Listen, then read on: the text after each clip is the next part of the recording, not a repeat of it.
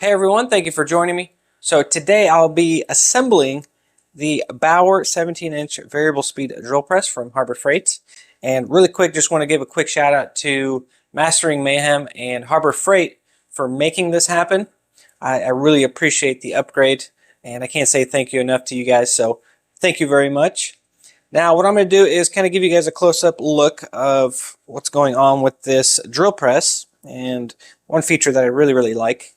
But I found a spot right here in the corner of the shop. So I cleaned up a little bit, kind of organized. I found a lot of garbage from the past working here. So what I'm going to do is a time lapse of me building this thing.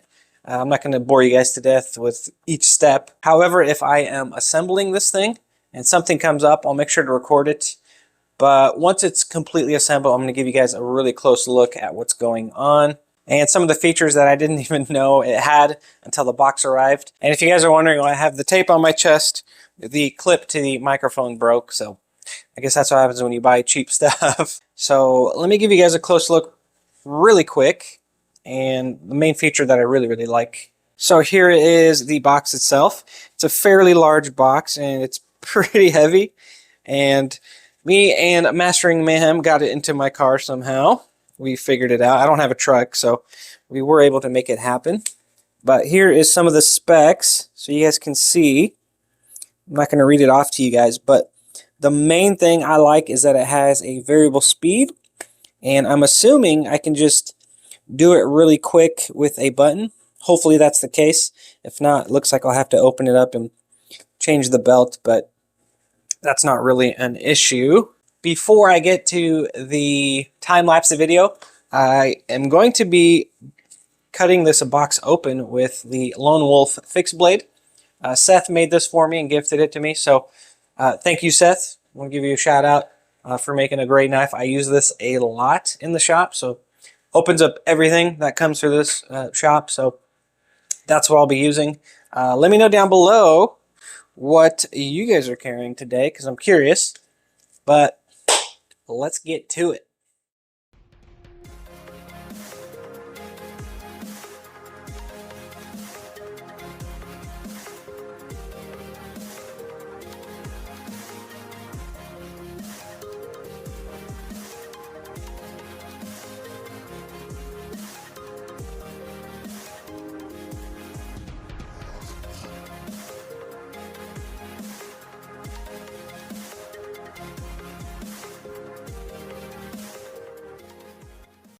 Alright, so here it is all assembled. Took me about 40 minutes, so not too bad. I did double check everything just to make sure everything was tight. I'm a bit of a perfectionist, so I like to make sure everything is where it needs to be. It is a little unstable, but that's only because I didn't bolt it to the concrete.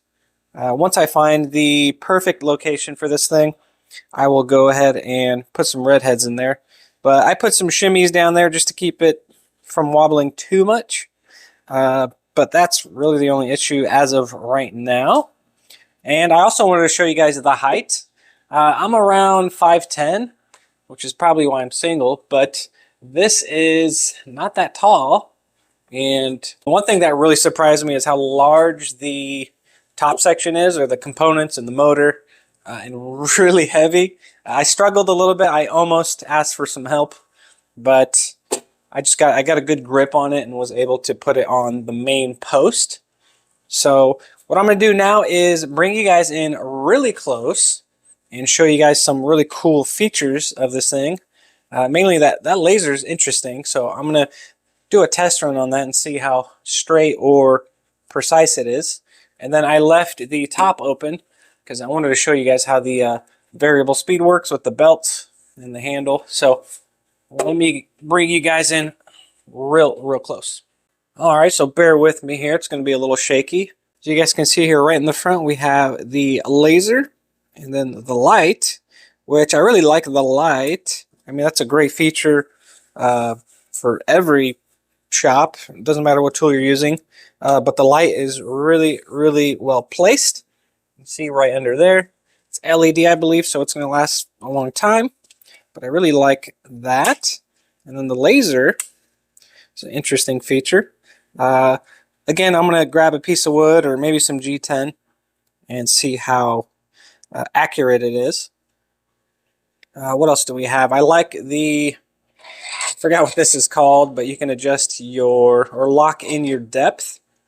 So you can either spin it up or down, or you can just push this button in and go faster. It'll get to your measurement faster, which is really, really nice. So you can get really precise with your depth, which I really like this feature.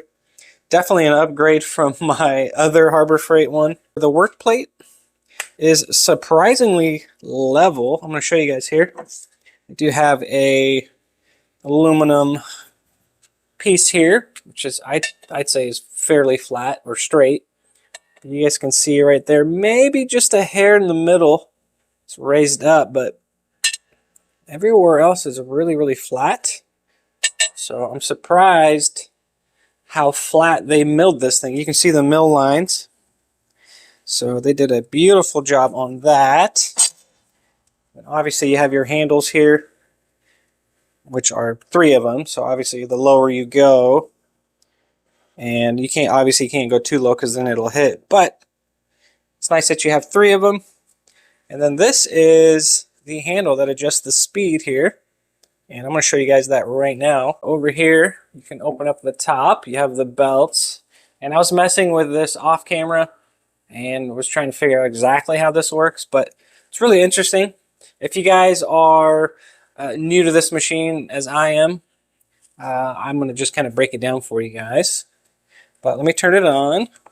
So you just flip that on right there. It tells you your RPM right here digitally, which is nice. So when I go more speed, so if I pull the handle towards me, it should spin faster, and it's really interesting. Watch this. So it'll raise up and allow that belt to go in, making the pulley smaller, which increases the RPM, which I thought that was really cool. Very smart. So smashing it down, bringing the RPM to a lower RPM. And let's see, I can go a little more, but I don't want to go too extreme. But I can go under 500, so there it is at 400. And as you guys can hear, or if you guys can hear it, it is surprisingly quiet. At least a lot quieter than my other one. So really happy about that. Just turn it off by slapping that down. And yeah, pretty much lock it in. You have your little tool here. I'll lock it in. I'll lock that in later, but really like the setup. I love that it's quiet. The chuck here was really, really easy to install, and I used this hammer right here, the big boy. Now I know what you're thinking, why would you hit it with metal on metal? That's why I have this leather, really thick leather. I folded it over to make it a little bit thicker, but I made sure to protect the bottom side of my chuck so that I don't damage it, and I put the parts that tighten onto your drill bits, I put it inside of the chuck, and I used this flat surface with that big sledgehammer, or that little hammer, to hammer it in. So it's a 2-piece. You have this rod that goes all the way up into the motor, or the part that rotates up inside this mechanism, and then you can install the chuck first onto that piece. And I should have recorded that. My bad, you guys. But again, it's a long rod that goes into the chuck and then goes up into the mechanism up here. So pretty straightforward. I just made sure to hammer this one in, or this rod into the chuck, nice and flat against the wood top table there, so I don't damage anything. The base was super easy to install. You have 4 bolts, and thank God the top part wasn't on there, because again, this thing is really, really heavy. If you do end up getting one of these and installing the top, I would recommend doing it with somebody else, because it was pretty scary putting that up by myself. But it is doable as long as you take your time. I like the track here, where you can raise the work plate here. So let me see, let me loosen this. I like that everything has a handle that doesn't come off, or you don't need specific tools to do it. But you can see right here, you can go down or up and get it exactly where you want. And then obviously come over here and lock it in. So that's really nice. And same with the plate underneath. You can see you have your lever to loosen it, and then that allows you to take the plate off or turn it, whatever you want to do. And then under here, I noticed you have a little key that hangs off that allows you to rotate your degrees, so you can tilt your plate and do what you got to do. But that is nice that you have that option. Sorry about that.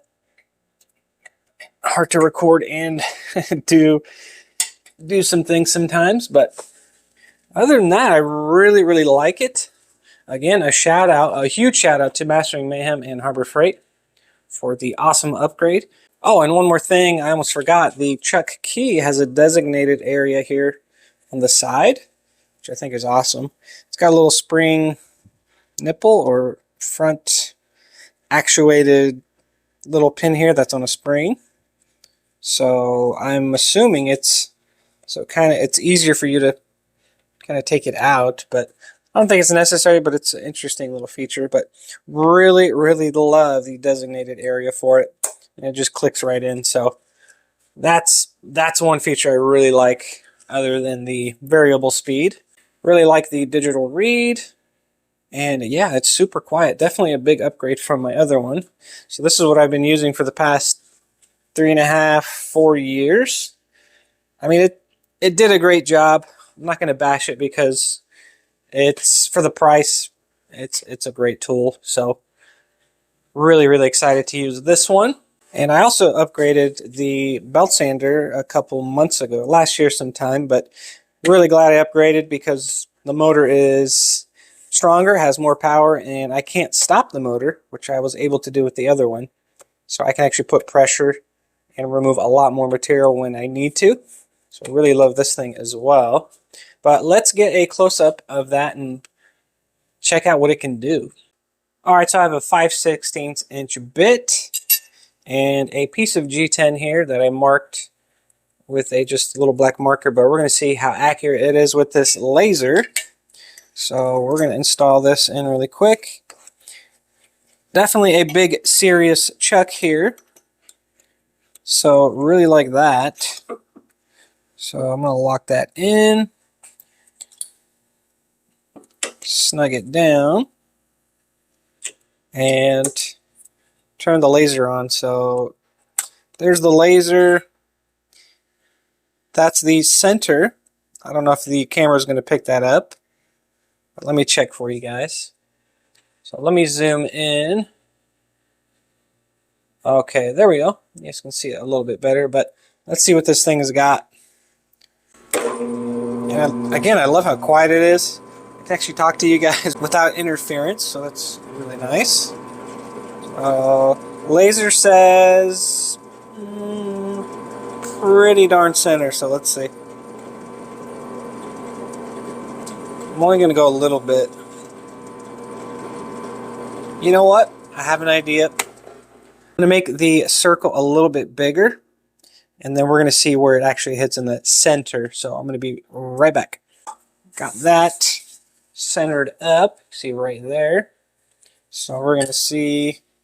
I'm going to get it as centered as I can. So that looks like it's pretty centered to the circle. And then I'm going to hit it just a little bit. And we're going to see if it's center.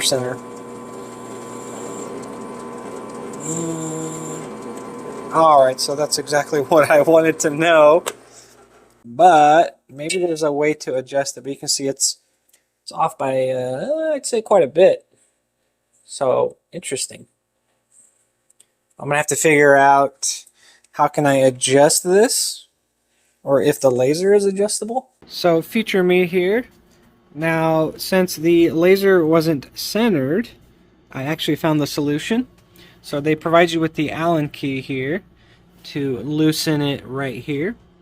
And then you can adjust the laser with turning this and adjusting the laser side to side.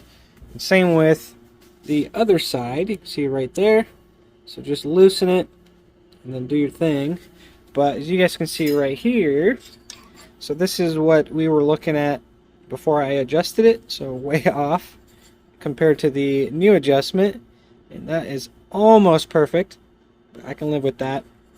But that was how I figured it out. So that is the solution if you guys are trying to adjust the lasers. So really, really easy fix. Now, one thing I wanted to mention is there is a kind of a manual CNC tool. I don't know exactly what it's called, but you can connect it to your drill press and use it as a manual mill. So I'm going to look more into that, because if that's something that I can get and actually works really, really well, then I will be able to make my own pocket knives. So really, really excited. If you guys know exactly what that tool is, I'll put a picture of it up on screen. And if you guys know the technical name for that tool, please let me know down below. I would really appreciate your help. And I had a few more questions and some other things I wanted to show you before I end the video, so I'm going to take you guys over there. Over here on the workbench, I was trying to figure out what this was. The booklet says it's the drift key, and I don't know what that is. So if you guys could help me down below, I'd truly appreciate it. So I don't know what this is or what it does. So any advice would be appreciated. Another thing I want to mention is that they provided the tools to assemble that thing. So that was really cool. All the Allen wrenches. This is the main one you really need. So I'm going to keep this close to the drill press, because I'll probably need it. And I'll be honest with you guys, I didn't really use the instruction booklet because, you know, men aren't supposed to do that. So I did refer to some of the things just to make sure I was doing it right. I mean, it's pretty straightforward. It doesn't take a lot to assemble this thing, but again, I like to make sure things are where they need to be, so I just double checked everything. All right, so there it is, all assembled, and I gotta say that was actually really, really simple and straightforward. Again, a huge shout out to Mastering Mayhem and Harbor Freight for making this happen. I really, really appreciate it, and I cannot wait to start on some projects with this thing. As always, thank you very much for watching. I really appreciate the support, and I will see you guys on the next one. And I gotta get rid of this box, so I'm gonna get to that.